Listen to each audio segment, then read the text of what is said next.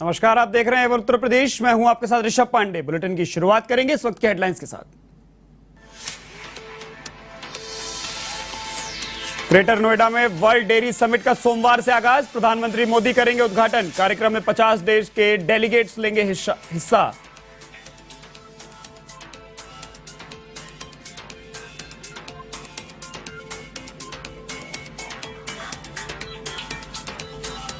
मुख्यमंत्री योगी आदित्यनाथ का बागपत दौरा। मल्टी स्पोर्ट्स स्टेडियम मावी कला का किया निरीक्षण। प्रतिभाशाली खिलाड़ियों के साथ किया संवाद।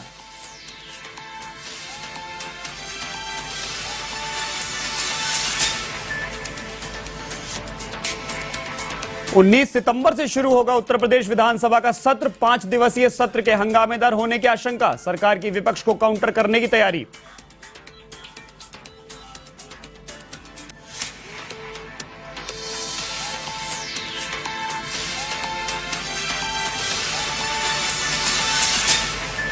कासगंज पुलिस और एसओजी की संयुक्त टीम की साझा कार्रवाई। पुलिस से मुठभेड़ में 5000 का इनामी बदमाश घायल, दूसरा फरार। बदमाशों से एक तमंचा और कारतूस बरामद।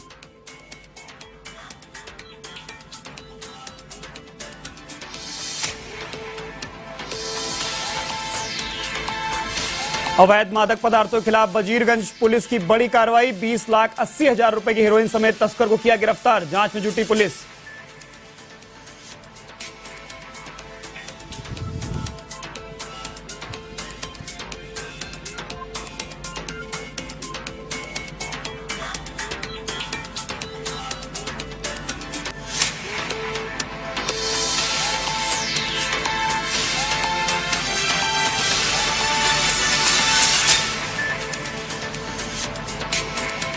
अब खबरें विस्तार से।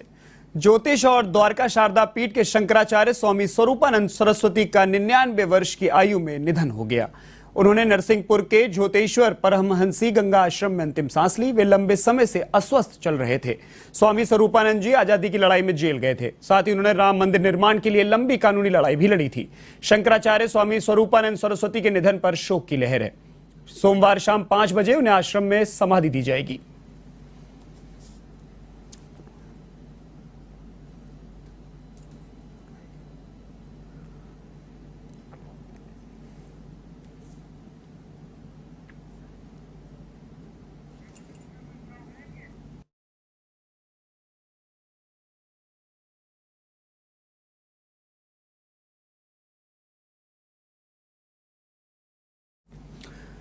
और इसी खबर पर अधिक जानकारी के लिए UP state head Amrish Singh हमारे साथ जुड़े हुए हैं। अमरीश, एक दुखद खबर, शंकराचार्य स्वामी स्वरूपानंद सरस्वती का निधन।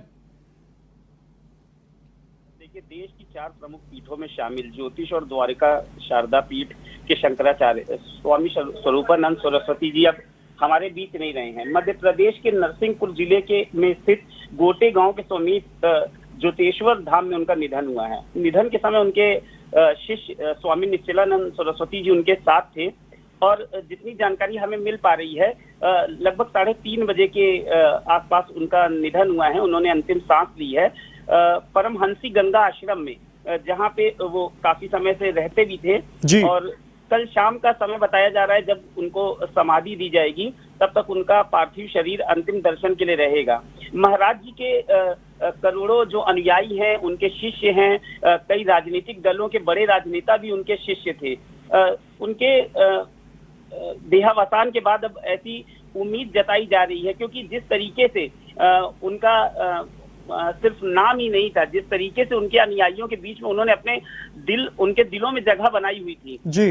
अब ऐसा लगता है कि उनके जाने के बाद उनके अनुयायियों को भी जिस तरीके से रोना पीटना मचा हुआ है आश्रम में, देश विदेश में जो उनके अनुयायी हैं वो पहुंच रहे हैं, क्योंकि कल शाम 5 बजे का समय है। पहले 3 से 4 का ही समय रखा गया था, लेकिन हो सकता है कि इसको कुछ बढ़ाया जाए। लेकिन अभी जो जानकारी मिल रही है, कल शाम का समय होगा जब इनको अंतिम दर्शन दिया जाएगा। 2-3 बार की ऐसी छोटी छोटी मुलाकात थी ऋषभ, अगर मैं साझा करूं तो 2019 का कुंभ मैं A1 टीवी के साथ ही जुड़ा हुआ था।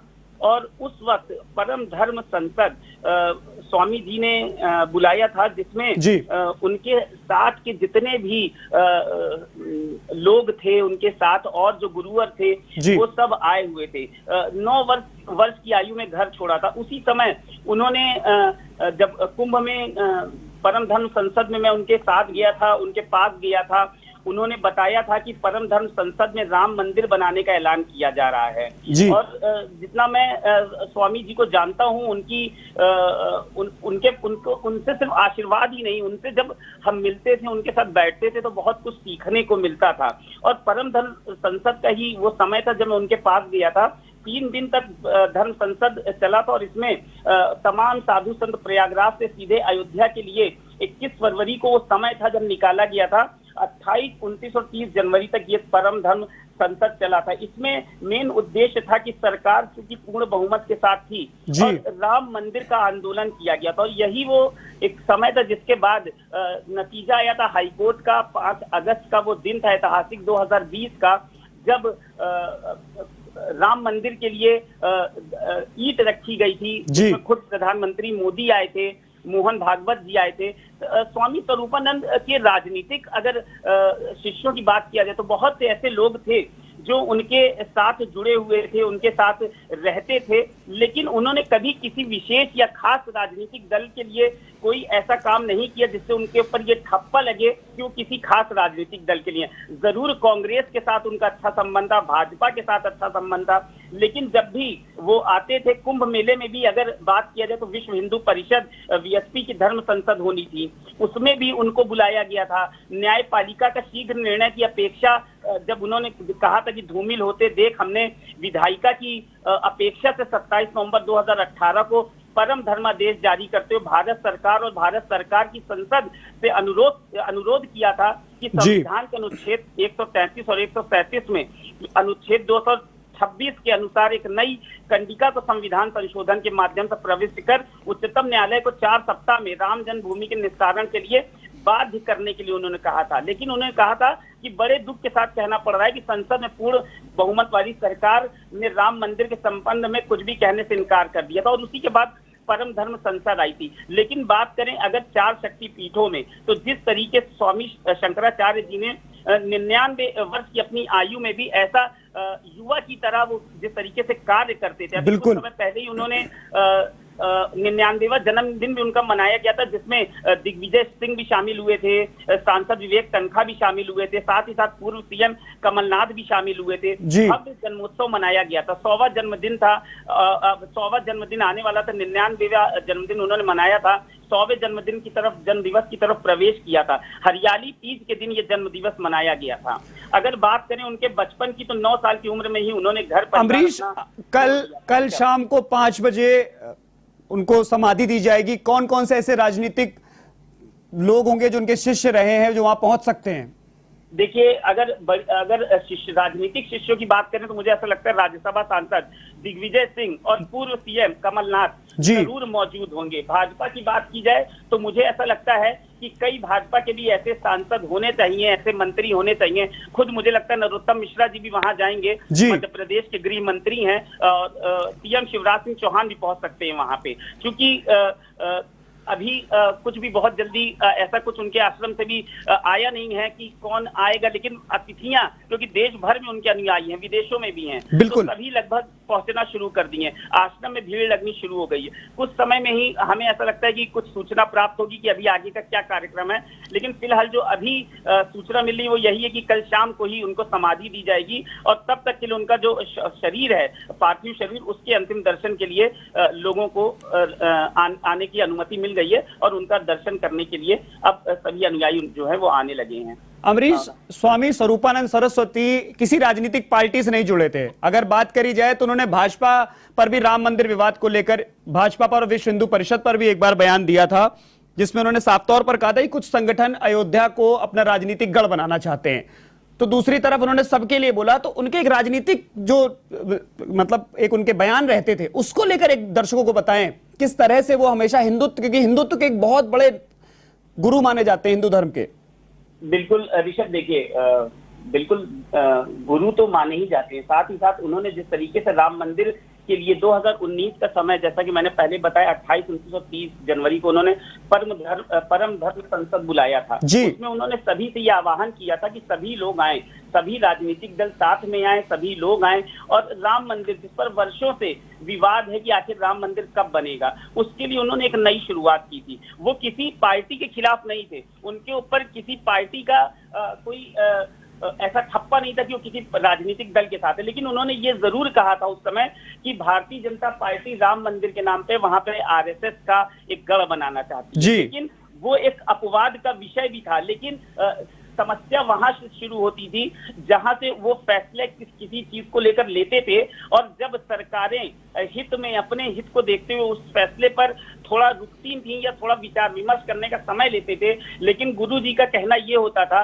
कि जिस चीज को करना है, जिस चीज के लिए आपने प्रण लिया है, उस पर फिर सोचना कैसा, क्योंकि प्रण अगर ले लिया तो सोच समझ कर ही लिया गया है। और इसी के लिए उनकी सरकार से भी खटासी, लेकिन मुख्यमंत्री योगी आदित्यनाथ ने स्वयं उनसे वार्ता की थी, उनको ये बोला था कि आप स्वरूपानंद सरस्वती जी महाराज को कि महाराज आपने जो संकल्प लिया है उस संकल्प को पूरा करने का ध्येय जो है वो हमने भी ले रखा है और जल्द ही राम मंदिर की नींव पड़ेगी। और 2020 का वो समय था 5 अगस्त जब राम मंदिर की नींव पड़ी थी और उस वक्त स्वामी शंकराचार्य जी के शिष्य स्वामी निश्चलानंद सरस्वती जी खुद राम मंदिर के लिए अयोध्या प्रस्थान किए थे। अभी कुछ समय पहले जब बनारस मंदिर पर विवाद हुआ था उस वक्त भी स्वामी स्वरूपानंद जी के शिष्य निश्चलानंद सरस्वती जी बनारस भी गए थे और वहां पे भी उन्होंने काफी समय तक एक आंदोलन किया था और उसके बाद डीएम ने खुद पहुंचकर वहां पे उनको यह आश्वासन दिया था कि महाराज जी का जो भी कहना है वो पूर्ण होगा और सरकार से इस विषय में बात की जाएगी।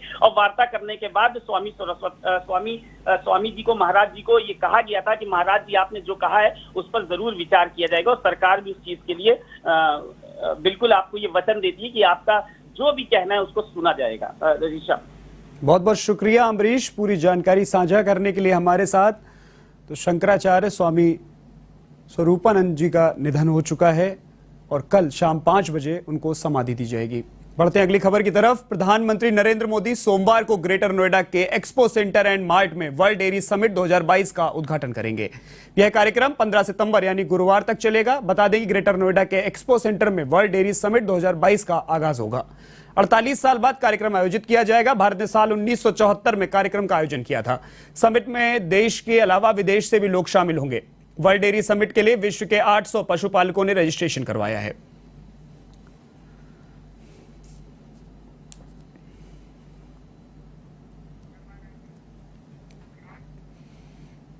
प्रदेश के मुख्यमंत्री योगी आदित्यनाथ ने बागपत के मावी कला गांव में खिलाड़ियों से संवाद किया और उनका उत्साहवर्धन भी किया। साथ ही उनकी समस्याओं को भी जाना। इसके बाद मुख्यमंत्री बागपत सीएचसी के निरीक्षण को पहुंचे, जहां पर उन्होंने हेल्थ एटीएम का लोकार्पण किया।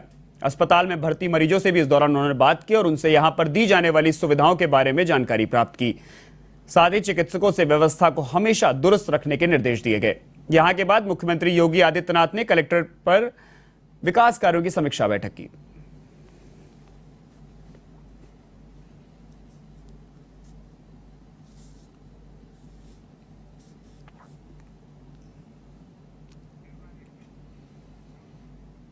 उत्तर प्रदेश के लखनऊ में सिद्दीकी जमात मनिहार बिरादरी का कार्यक्रम आयोजित किया गया। इस कार्यक्रम को परवेज सिद्दीकी, अतीक सिद्दीकी और हफीज अहमद ने आयोजित किया, जिसमें बताया कि उत्तर प्रदेश में सिद्दीकी जमात का क्या एजेंडा है। इस दौरान गरीब बच्चों की मदद करने और चुनावी दौर में सिद्दीकी जमात के एकजुट होकर मतदान करने जैसे विषयों पर चर्चा की गई।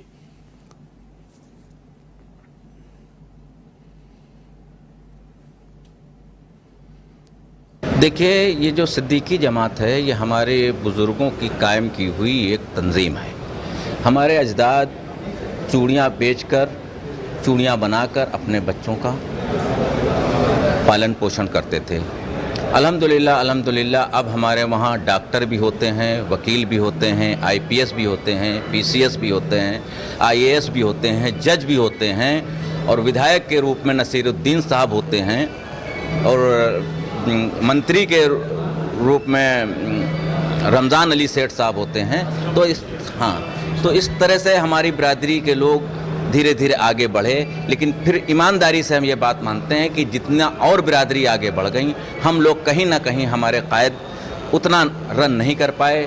दिल्ली से है, जहां बछरावा स्थित पस्तौर गांव में पटाखा फैक्ट्री में अचानक विस्फोट हो गया, जिससे मकान धराशायी हो गया। वहीं युवक गंभीर रूप से घायल भी हो गया। घटना के बाद घायल को लखनऊ के ट्रॉमा सेंटर रेफर किया गया। इधर पुलिस ने इस संबंध में प्रेस नोट जारी कर बताया कि कारखाना लाइसेंसी था। वहीं आगामी कार्रवाई जारी है।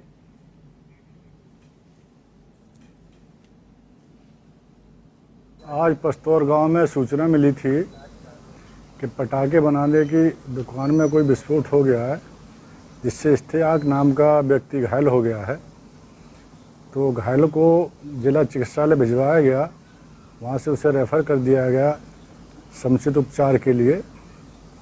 और यहाँ छानबीन की जा रही है, गहनता से जांच की जा रही है। कुछ नमूने ले लिए गए हैं और जो भी कहीं त्रुटि हुई है उसकी जांच की जाएगी, कहाँ से त्रुटि हुई है। लाइसेंस था कि? हाँ, लाइसेंस धारक था।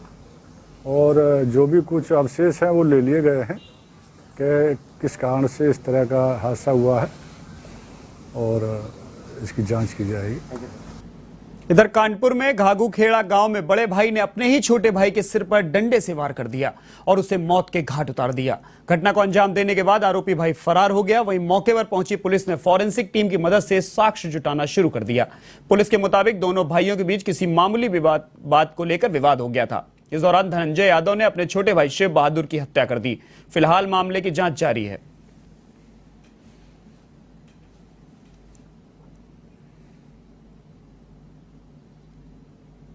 ये महाराजपुर थाना अंतर्गत महुआ गांव है। इसमें घाघूखेड़ा उसका मुजरा है। शिव बहादुर सिंह यादव हैं, जिनकी उम्र लगभग 30 साल है और ये अपने घर में सोए हुए थे। उनके भाई से किसी बात को लेकर इनका अनबन था। रात में उनके भाई ने ही, धनंजय नाम है, उसने डंडे से पीट करके इनकी हत्या कर दी है और भाग गया है।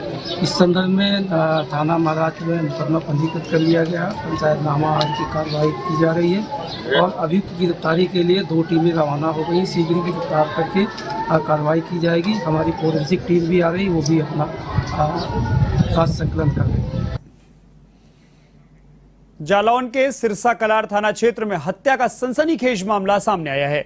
यहां अनैतिक संबंधों का विरोध करने पर देवर ने भाभी की कुल्हाड़ी से काटकर निर्मम हत्या कर दी।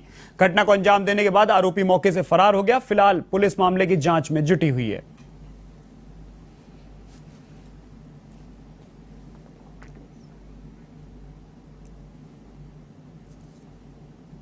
महिला यहाँ पे इमरजेंसी में आई है। ये महिला जब आई है मृत अवस्था में आई है, जबकि ये 4 बजे के करीब यहाँ पे डेड बॉडी आई है। इसके सर पे काफ़ी गहरी चोट है, सर पूरा खुला हुआ है, 2 जगह इसके बड़े बड़े घाव हैं। ब्रेन टिश्यू भी थोड़ा बाहर आया हुआ है उसका, और मृत थी वो जब यहाँ पे। मामला हम चौपे चरा रही थी गंजा भैंसियाँ, वहाँ हमें खबर मिली तब हम भाग के आए। बोले राजू लड़का है, राजू ने कुल्हाड़ी मार दी। ये बताई हमारे छोटे वाले भैया जाए को, और में जो सबसे छोटे वो है बीच को, ये बताई। भाग के हम गए थे, आए मन से बोल सूचना कर नहीं तो बेल 2 जने आते भाई भैया वहाँ एक और तो वो नहीं है। तो अब ये मामला जैसे हुए, हम तो आते खेत पे चौपे चरा रही थी, तो रोज को काम है वहाँ। इधर बदायूं शहर में बंद मकानों की रेकी करके वहां से चोरी करने वाले चोरों के खिलाफ बड़ी कार्रवाई की गई है। पुलिस ने 3 शातिर चोर और उनसे चोरी का माल खरीदने वाले 3 सर्राफा व्यापारी पकड़े हैं। इनके पास से 94,000 रुपए समेत करीब 15 लाख के जेवर बरामद किए गए हैं। पुलिस ने एफआईआर दर्ज कर उन्हें जेल भेज दिया है। इधर एसपी देहात सिद्धार्थ वर्मा ने बताया कि पिछले दिनों सिविल लाइंस और कोतवाली इलाके में चोरी की घटनाएं हो रही थी। इसमें चोरी की तलाशी में टीम तैनात की गई और फिर पुलिस ने कादर चौक के इस्माइलपुर निवासी बजरुल अली, सिविल लाइंस के गांव नगला शर्की निवासी साहिल कुमार उर्फ भोलू और शहर के नाहर खां सराय निवासी शारिक को पकड़ लिया है। साथ ही 6 चोरों से चोरी का सामान खरीदने वाले 3 सर्राफा व्यापारी भी धरे गए हैं। पुलिस ने सभी को जेल भेज दिया है।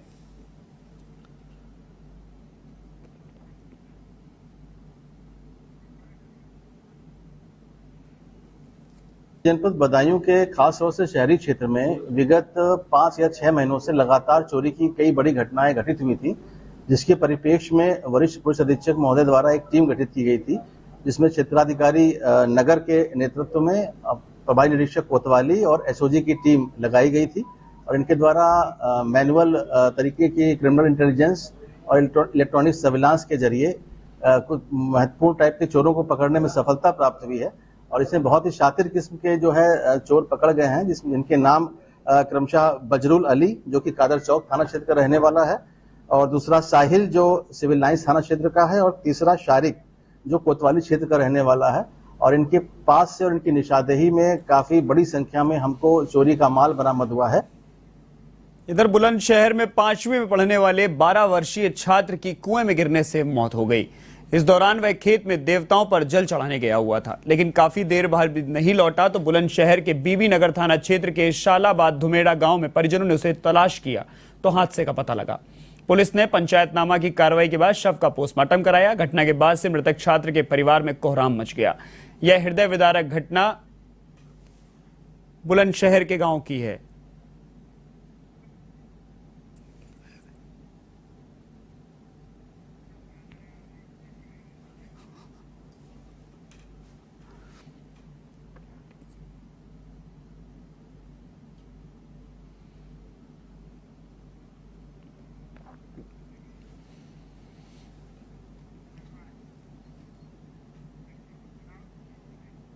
उन्नीस सितंबर से उत्तर प्रदेश विधानसभा का मानसून सत्र शुरू होने जा रहा है। उत्तर प्रदेश विधानसभा का मानसून सत्र 5 दिन चलेगा। 19 सितंबर से शुरू होकर 23 सितंबर तक इस सत्र का आयोजन किया जाएगा। इस मानसून सत्र के हंगामेदार होने की आशंका जताई जा रही है। विपक्ष और सरकार दोनों एक दूसरे को घेरने की तैयारी में है। विधानसभा के इस सत्र में 3 महत्वपूर्ण विधेयक भी पेश किए जाएंगे। विधानसभा सचिवालय ने मानसून सत्र का पूरा कार्यक्रम जारी कर दिया है, जिसके मुताबिक 19 सितंबर को सदन में निधन निर्देश पारित होंगे। वहीं 20 सितंबर को औपचारिक कार्य, अध्यादेश, अधिसूचना और नियमों को सदन के पटल पर रखा जाएगा। साथ ही विभिन्न विधेयक को भी यूपी सरकार सदन के पटल पर रखेगी। वहीं 21 सितंबर को विधायी कार्य होंगे। इधर 22 सितंबर को विधायी कार्य होने के साथ विभिन्न मुद्दों पर चर्चा की जाएगी और 23 सितंबर को विधायी कार्यों के साथ असरकारी दिवस को लेकर चर्चा होगी। सूत्रों का कहना है कि कैबिनेट ने माल और सेवा कर संशोधन विधेयक 2022 के मसौदे को भी मंजूरी दे दी है, जिसे उत्तर प्रदेश विधानसभा के इसी सत्र में पेश किया जाएगा।